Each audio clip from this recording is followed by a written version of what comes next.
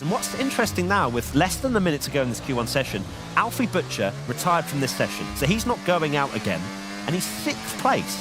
I'll be sat there as Alfie Butcher a little bit concerned, a little bit wondering whether there's going to be a lot of improvement on this second lap. Well, they clearly don't think the track is going to leap forward by the margin that would knock him out. Either that, or they've looked around at the competition and gone, I don't think 5 drivers are going to beat my time.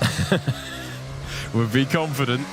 Joni Tormela, podium finishing class in F1 sim racing as he starts life with Alpine, heading front of a couple of hairpins around this circuit, rotating the car with a huge amount of lock. Plenty of drivers generating what appears to be a lockup, but that's the fastest way through. Everyone from 7th downwards is pushing on as they're looking to book their place inside the top 15. And we have our podium finisher from yesterday, Dani Beresnay, down there at the moment in the drop zone. We're on board with the 20th place driver. Checkered flag is out. This is the last chance you've got to improve your time. Joni Tormela pushing very hard indeed, had his first lap invalidated, but that would not have been quick enough for any further than 17th position. Same for Dani Beresnay, he did a 29.9, and that was also invalidated. So neither of those drivers showing a huge amount of pace at the moment. Have they got something in the locker for this final lap? Jarno Opmeer has finished the session as well in 4th. He is not going to improve, but from Ron Haar down, they're all going for another lap. Of course, they are using another set of these soft tyres, which they then cannot use as we head into Q2 and Q3. Here comes Joni Tormela. Brumand hasn't improved and stays 10th. That's going to put him under a bit of pressure as Longuet goes fastest. Where does Tormela go? Up to P10. That's going to put some pressure on Brumand as he's now down to 12th. Big lap from Joni Tormela, fighting the car all the way through turn 16. Alvaro Carreton gets to 13th. Josh Edu goes over the line and will play no further part in qualifying. Big moment for him as we see Lucas Blakely down into the drop zone as well. And now Dani Beresnay, can he find himself there?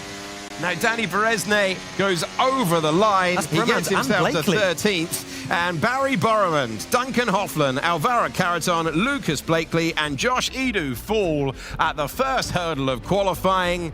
Winding up now, final Q2 moments, and really looking forward to seeing how this one unfolds. Jarno Opmeer, he has to make it through to Q3. He really does. He doesn't want to be doing another heroic drive like we've seen so many times with strategy. He needs to just put himself in the mix.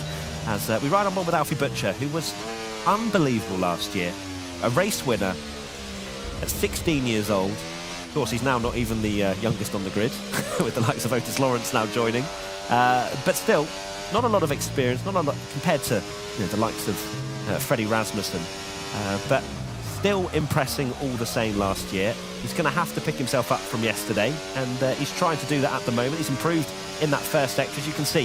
If you're wondering how is Alfie doing on his lap, look at the top right. You'll see the time ticking away, but as he goes through the sector times, you will see whether improvement or the fact that he's slower on this particular lap than his fastest one. He continues on. Right, left-hander ahead of us. You can see that he's up, and he's going to have to be up because you're never comfortable if you're in 9th position at this stage of Q2. Pookie, Lee, Tormela, Beresnay and Gao behind. And so he's looking to extend his advantage out there. Track at the best that it's been at all day long. Step forward or risk the exit is the point as he sends it to the hardest braking zone on the circuit. Braking down, rotating the car, and then how much is he willing to risk in the corner that caught out his teammate? Little bit of hesitation on the throttle, but it's clean through there. Alfie Butcher to the line, Alfie Butcher to 4th. Yeah, there was a bit of hesitancy you could hear on the throttle, couldn't you, around that final corner. May have cost him a little bit of time, but he's up to 4th, which he'll be still looking behind himself, that's for sure, as the other drivers set laps. Here comes Pookie, currently 11th. Key moment. Can Pookie put the pressure on those ahead? He can. 8th position for Pookie to drop Jarno Opmeer into the bottom 5. Freddie Rasmussen in 10th position. Jarno Opmeer in 11th right now as Nicolas Longuet, the sole Ferrari in the field, remains in 7th place. Huge changes across the board as over the line we go. And Alfie Butcher is into the drop zone. Joni Tormela is in 12th. Nicholas Longuet is out, Pookie is out, and Freddie Rasmussen is in the pits. Extraordinary stuff and consternation. Consternation between the teams, the murmuring turning into shouting, and once again, qualifying has turned out a huge shock. Freddie Rasmussen, our reigning champion, out in Q2.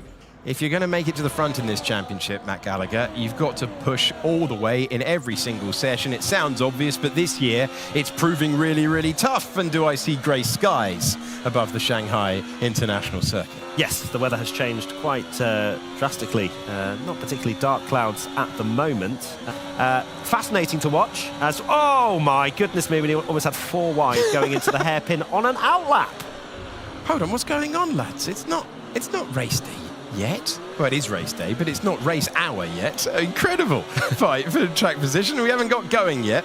It's like a safety car restart, Alex. We wouldn't normally do this, but do you think Ronha the favourite for pole here? I just want to almost set up the expectations before we get the reality, because I just want to point out to everyone how unusual it is that we're getting so many shocks, that we're getting so many surprises, multiple champions falling by the wayside. Yes, the games change year on year. Yes, you're always going to have to do some adaptation as a result. But it really does feel right on the edge. I'll get your answer for that in a few moments after we've heard from one of the drivers. Start of Q3, you have to basically go out immediately on softs, and we will skip any kind of tire warm-up. You will rush out of Q3 as quickly as you can on the outlap. Oh, just send it. Yeah. And sounds good. And the reason, Alex, 22% chance of rain. In 5 minutes, that changed to 89% light rain. To be honest, you should have guaranteed it the moment that I mentioned that we've got a dry session ahead of us. There Lawrence, we go. Still in the pits.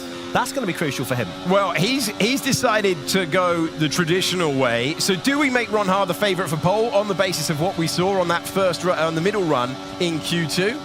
Yes, but also I think it's whoever gets the best track conditions and who can utilise the slipstream the best. Let's see what these lap times are. These may well be the best we see in the entire session. So hurry up to get the dry conditions is the message from the teams to the drivers. So you're frantically trying to perform under pressure, and that is exactly what Ozildarim has done. Ronha again repeats the 29.1 that he did in Q2, but in Q3 it's Ozildarim who's looked comfortable all the way through for Racing Bulls, and once again it's a different name at the front of the field as we complete our first runs. If it starts raining now, they're celebrating at Racing Bulls. Jarno Otmir, crucially for him, up in third, with Brendan Lee, by the way, in P4 at the moment in his final season here in F1 Sim Racing. Rain! And there's the spot of rain. The man who didn't start yesterday could start race 2 of the season from pole position. Otis Lawrence has just started his lap. How much grip is he going to have in that Aston Martin? I think they've made a mistake here. We're on board with the man who's been so quick over one lap, but he's not just fighting the car, he is fighting the entire circuit right now and the wet conditions. 24.0 for Lawrence in that first sector, a 23.2 Ozildarim did. This is going to put him nowhere. He's going to be ahead of Manley, who hasn't put a lap time in. Lawrence hasn't got any grip out there. It's been a great lap considering the conditions for Otis Lawrence. He's done it really, really well considering the grip's fading away, but the grip just isn't there, and he finds himself in 9th position. The run plan was not the right one. The weather forecast was correct, and the first runs have decided everything out there. Brendan Lee's just having fun. Look at the drifting around there. It's oh, brilliant. He said he was going to stuff. put on a show for us this year, and this is exactly what we want for him. Oh, don't go in the pits, Brendan.